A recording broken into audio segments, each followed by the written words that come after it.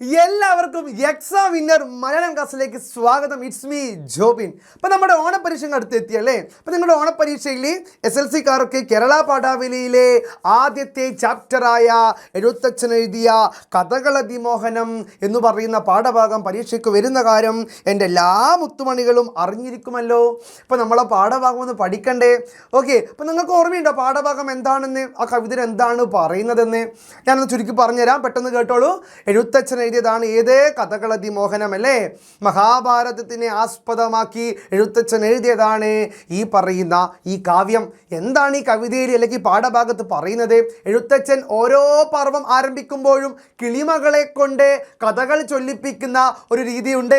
അതേപോലെ കിളിമകൾക്ക് പാലും പഴവും പിന്നെന്താണ് അമൃതവും തേനും എല്ലാം കൊടുത്ത് അല്ലേ, എല്ലാ പഴങ്ങളും പാലും എല്ലാം കൊടുത്ത് കിളിമകളെ കൊണ്ട് മഹാഭാരതത്തിലെ കഥ പറയിപ്പിക്കുകയാണ് അല്ലേ?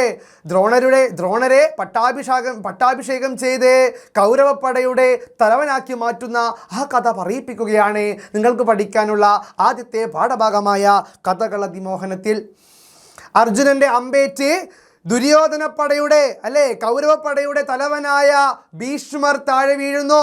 ഭീഷ്മർക്ക് ശേഷം ശരശയ്യയിൽ ആണ്ടുപോയ ഭീഷ്മർക്ക് ശേഷം തൻ്റെ കൗരവപ്പടയെ ആരു നയിക്കുമെന്ന സംശയത്തിൽ ആശങ്കയിൽ നിലനിന്ന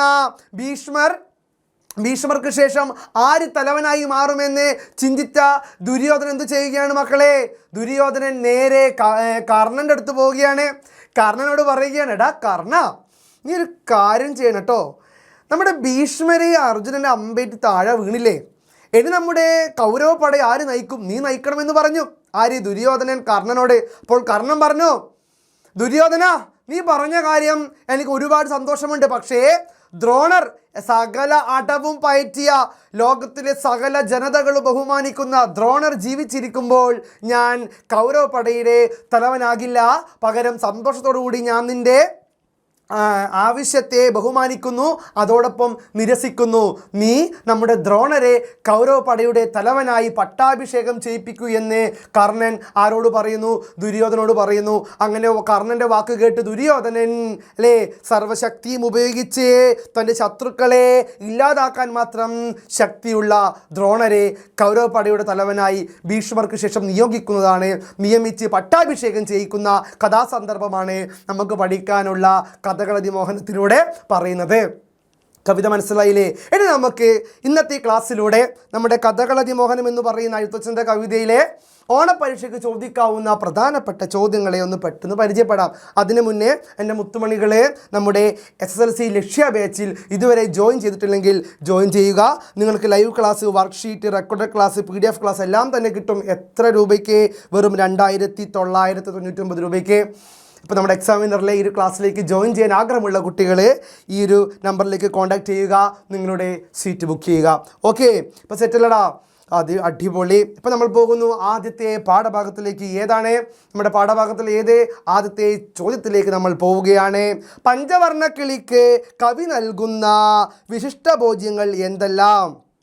പഞ്ചവർണ്ണക്കിളിക്ക് കവി നൽകുന്ന വിശിഷ്ടഭോജ്യങ്ങൾ എന്തെല്ലാം? അവയുടെ സവിശേഷത എന്ത്? കണ്ടെത്തി അവതരിപ്പിക്കുക. നമ്മുടെ എഴുത്തച്ഛൻ എന്താണ് ചെയ്യുന്നത്? പഞ്ചവർണ്ണക്കിളിക്ക് ഒരുപാട് വിശിഷ്ടഭോജ്യങ്ങൾ കൊടുക്കുന്നുണ്ട്. നമുക്കറിയാം, ആ കിളി ഉത്തരം പറയണമെങ്കിൽ, ആ കഥ പറയണമെങ്കിൽ കിളിമകൾക്ക് കുറച്ച് എന്ത് കൊടുക്കണം?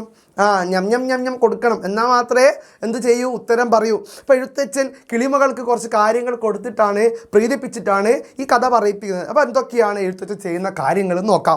മഹാഭാരതം കിളിപ്പാട്ടിൽ തൻ്റെ ഓരോ പർവ്വങ്ങളും ആരംഭിക്കുമ്പോൾ എഴുത്തച്ഛൻ കിളിമകളെ കൊണ്ട് കഥ പറയിപ്പിക്കുന്ന ഒരു രീതിയുണ്ട്.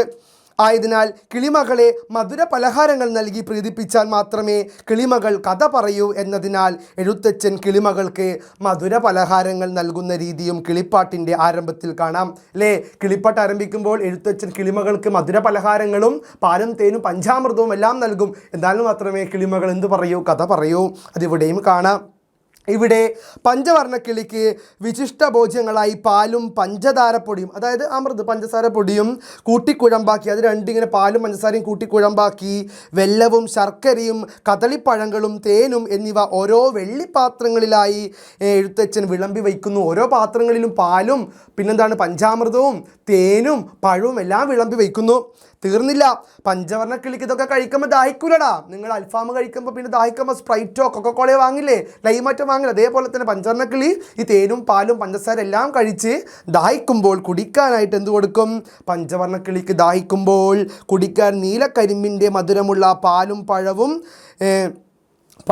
മധുവും, അത് മധുച്ച തേൻ, മധുവും എഴുത്തച്ഛൻ കിളിമകൾക്കായി ഒരുക്കി വയ്ക്കുന്നു.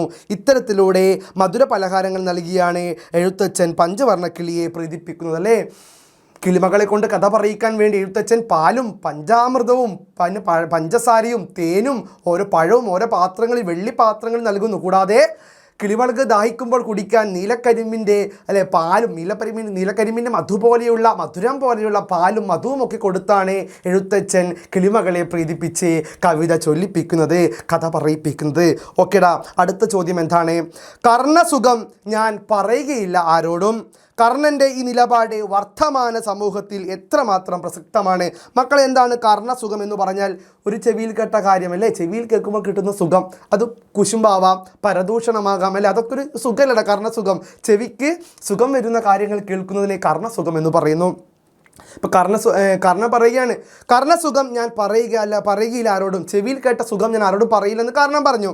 കർണൻ്റെ ഈ നിലപാട് വർത്തമാനകാല സമൂഹത്തിൽ, ഇന്നത്തെ സമൂഹത്തിൽ എത്രമാത്രം പ്രസക്തമാണ്? വിശകലനം ചെയ്ത് കുറിപ്പ് തയ്യാറാക്കുക. മക്കൾ, എന്താണ് ചോദ്യം? വിശകലന കുറിപ്പാണല്ലേ, വിശകലന കുറിപ്പാണ് ചോദ്യം. ഓക്കെ, ഇപ്പം എന്താണ് ചോദ്യം? കർണസുഖം, നമ്മുടെ ചെവിയിൽ കേട്ട കാര്യം ഞാൻ ആരോടും പറയില്ല എന്ന് കർണൻ പറഞ്ഞു. ഇന്നത്തെ കാലത്ത് അത് വളരെ പ്രസക്തമല്ലേ? നമ്മൾ ഒരു കാര്യം ചെവിയിൽ കേട്ട് അതേപോലെ 100 ഇരട്ടിയായിട്ട് ആൾക്കാരോട് പറയല്ലേ. രഹസ്യങ്ങൾ സൂക്ഷിക്കേണ്ട കഴിവ് നമുക്കുണ്ടോ? വളരെ കുറവാണ്. ആ കാലത്താണ് കർണൻ പറയുന്നത്, ഈ ചെവിയിൽ കേട്ട കാര്യം ഞാൻ ആരോടും പറയില്ല, കർണസുഖം ഞാൻ ആരോടും പറയില്ല എന്ന്. ഇത് എത്രമാത്രം ഈ കാലത്ത് പ്രസക്തമാണ് നോക്കാം. കൗരവപ്പടയുടെ സേനാനായകനായ ഭീഷ്മർ അർജുനൻ്റെ അമ്പേറ്റ് നിലം പതിച്ചപ്പോൾ ഇനി ആര് കൗരവപ്പടയെ നയിക്കുമെന്ന് ദുര്യോധനൻ ചിന്തിക്കുകയുണ്ടായി. അങ്ങനെ കൗരവപ്പടയുടെ അടുത്ത തലവനായി കർണനെ നിയോഗിക്കാൻ ദുര്യോധനൻ തീരുമാനിക്കുകയുണ്ടായി അല്ലേ. അർജുനൻ്റെ അമ്പേറ്റിട്ട് ഭീഷ്മർ നിലം പതിച്ചു. ഇനി കൗരവപ്പടയെ ആര് നയിക്കുമെന്ന് ദുര്യോധനൻ ചിന്തിച്ചപ്പോൾ ദുര്യോധനൻ വിചാരിക്കുകയാണ് കർണനെ ഏൽപ്പിക്കാമെന്ന്. അങ്ങനെ കർണനോട് പറഞ്ഞു, കർണ, നീ കൗരവപ്പടയുടെ തലവനായി മാറണമെന്ന്.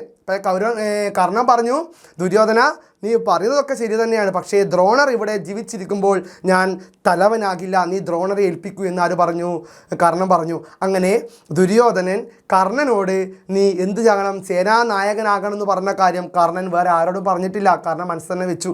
നമ്മളാണെങ്കിൽ എന്ത് ചെയ്യും? ഓ, എല്ലാവരും കേൾക്കണേ, ഞാനിതാ തലവനാകാൻ പോകുന്നു, ഞാനിതാ സേനാനായകനാകാൻ പോകുന്നു എന്ന് പറഞ്ഞ് ഓടി നടക്കൂലേ? നിങ്ങൾ ബാഹുബലി സിനിമ പോലെ, ബാഹുബലി എന്ന ഞാൻ മഹിഴ്മതി സാമ്രാജ്യത്തിൻ്റെ സേനാനായകനായി ചുമതലയേൽക്കുന്നു എന്ന് പറയുന്നത് പോലെ നിങ്ങൾ ഈ ചെവിയിൽ കേട്ട കാര്യം എല്ലാവരോടും പറയാൻ പോകില്ലേ? പക്ഷെ ദുര്യോധനൻ കർണനോട് പറഞ്ഞു, നീ സേനാനായകനാകണമെന്ന് കൗരവപ്പടയുടെ. പക്ഷെ കർണൻ ഈ കാര്യം ആരോടും പറഞ്ഞില്ല. കർണൻ ഇത് മനസ്സിൽ തന്നെ വെച്ചു. അതാണ് കർണസുഖം ഞാൻ ആരോടും പറയില്ല എന്ന് കർണൻ പറയുന്നതിലൂടെ വ്യക്തമാകുന്നത്. ഓക്കെ, കൂടാതെ ഇവിടെ കേട്ട കാര്യം ഞാൻ മറ്റൊരാളോട് പറയുകയുമില്ല എന്ന് കർണൻ പറയുന്നു അല്ലേ. ഇവിടെ കേട്ട കാര്യം ഞാൻ മറ്റൊരാളോട് പറയുകയുമില്ല എന്ന് കർണൻ പറയുന്നു. കർണൻ്റെ ഈ വാക്കുകൾ വർത്തമാനകാലത്ത് പ്രസക്തമാണ്. കാരണം ചെവി അനുഭവിച്ച സുഖം, അതായത് മറ്റൊരാൾ പറഞ്ഞ വാക്കുകൾ അത് വേറെ ഒരാൾ അറിയാൻ പാടില്ല എന്നതിനാൽ ഈ കേട്ട കാര്യം ഞാൻ മറ്റൊരാളോട് പറയുകയില്ല എന്ന് കർണൻ പറയുന്നു. ആയതിനാൽ കർണൻ്റെ ഈ നിലപാട് പരദൂഷണം പറയുന്നവർക്കും കേട്ട പാതി മറ്റൊരാളോട് പറയുന്നതും ആയ ആൾക്കാർക്കുള്ള പരിഹാസം കൂടിയാണല്ലേ. ചെവിയിൽ കേട്ട കാര്യം രണ്ടായി മറ്റുള്ളവരോട് പറയുന്നവർക്കും രഹസ്യങ്ങൾ സൂക്ഷിക്കാത്തവർക്കുമുള്ള പരിഹാസമാണ് ഏത്? കർണൻ പറഞ്ഞ കാര്യം, കർണസുഖം ഞാൻ ആരോടും പറയുകയില്ല എന്നത്. ഓക്കെ, അടുത്ത ചോദ്യം. മന്നവ കേൾക്ക, ഭരദ്വാജനന്ദൻ എന്നുള്ള യോദ്ധാക്കളിൽ പ്രബലാധിപൻ, പിന്നെ ഞാൻ പക്ഷേ ഭരിക്കുന്നതുമുണ്ട് മന്നവ, സങ്കടമുണ്ടാകയില്ലേതും മാനിയായുള്ള സുയോധനൻ ദ്രോണരെ സേനാപതിയായി അഭിഷേകവും ചെയ്താൻ. വരികളുടെ ആശയം വ്യക്തമാക്കുക അല്ലേ. കർണൻ നമ്മുടെ ദുര്യോധനോട് പറയുകയാണ്, ദുര്യോധനെ കേൾക്കണം, ലോകത്തിൽ വെച്ച് ശക്തിയുള്ളവനായ പ്രബലാധിപനായ ഒരു വ്യക്തിയുണ്ട്, ആര്? ദ്രോണർ. ആ ദ്രോണരെ നീ എന്താക്കണം? നമ്മുടെ കൗരവ പടയുടെ സേനാനായകനാക്കണം, എന്നെ ഒരിക്കലും ആക്കരുത് എന്ന് ദ്രോണർ കർണനോട് പറഞ്ഞു. അല്ല, കർണൻ ആരോട് പറഞ്ഞു? നമ്മുടെ ദുര്യോധനോട് പറഞ്ഞു. അങ്ങനെ കർണൻ്റെ വാക്ക് കേട്ട് ദുര്യോധനൻ നമ്മുടെ ദ്രോണരെ സേനാനായകനാക്കി പട്ടാഭിഷേകം ചെയ്തു. അതാണ് ഈ വരികളിൽ പറയുന്നത്. ഇപ്പോൾ വരികളുടെ ആശയം വ്യക്തമാക്കാൻ ഒരു ചോദ്യം വന്നാൽ എൻ്റെ മക്കൾ എഴുതണം. ഇതിൻ്റെ ഉത്തരം: ഭീഷ്മർക്ക് ശേഷം കൗരവ പടയുടെ തലവനായി ദുര്യോധനൻ കർണനോട് സ്ഥാനമേൽക്കണമെന്ന് പറഞ്ഞപ്പോൾ ദ്രോണർ നിലനിൽക്കുമ്പോൾ ഞാൻ അത് സ്വീകരിക്കില്ല എന്ന് കർണൻ മറുപടി നൽകുന്നതാണ് പ്രസ്തുത വരികൾ. അല്ലേ, ദ്രോണർ ഉണ്ടാകുമ്പോൾ ഞാൻ കൗരവപടയുടെ സ്ഥാനമേൽക്കില്ല എന്ന് കർണൻ ദുര്യോധനോട് പറയുന്നതാണ് ഈ വരികൾ. യോദ്ധാക്കളിൽ വെച്ച് പ്രബലാധിപനായ ദ്രോണർ തന്നെയാണ് ഈ കൗരവപടയുടെ നയിക്കേണ്ടത് എന്ന് കർണൻ പറയുന്നു. യോദ്ധാക്കളിലും അല്ലേ മറ്റെല്ലാ വ്യക്തികളിൽ നിന്നും പ്രബലാധിപനാണ് ആര്? ദ്രോണർ.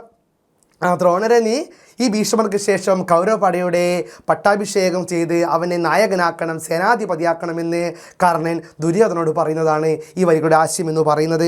അങ്ങനെ കർണൻ്റെ വാക്കുകളെ മാനിച്ച് ദുര്യോധനൻ ദ്രോണരെ കൗരവപടയുടെ സേനാധിപതിയായി പട്ടാഭിഷേകം ചെയ്യിപ്പിക്കുകയും ചെയ്യുന്നു മക്കളെ. ഓക്കെ, ഇപ്പം നമ്മുടെ SLC ലക്ഷ്യ ബാച്ച് ഉണ്ട്, എൻ്റെ മക്കൾ മറക്കരുത്. ഓക്കെ, ഈ ബാച്ചിൽ ജോയിൻ ചെയ്യുക. നിങ്ങൾക്ക് live class, worksheet, record class, PDF class ഇതെല്ലാം വെറും 2999 രൂപയ്ക്ക് ലഭ്യമാകുന്നതുമാണ്. പിന്നെ പൊന്നാര മക്കളെ, മുത്തുമണികളെ, നമ്മുടെ ഓണപരീക്ഷയ്ക്ക് ചോദിക്കാവുന്ന പ്രധാനപ്പെട്ട ചോദ്യങ്ങൾ നമ്മുടെ കഥകൾ അധ്യമോണത്തിൽ നിന്ന് വരും. അതിലെ കുറച്ച് ചോദ്യങ്ങളാണ് നമ്മളിവിടെ പരിചയപ്പെട്ടത്. അപ്പോൾ ഈ പാഠഭാഗം നന്നായി വായിക്കുക, നിങ്ങൾ ഒരുങ്ങി എക്സാമിന് എഴുതുക. ഓണപരീക്ഷയ്ക്ക് എല്ലാവരും നല്ല പോലെ സ്കോർ ചെയ്യുക. Okay, it's me Jobin from examiner. By.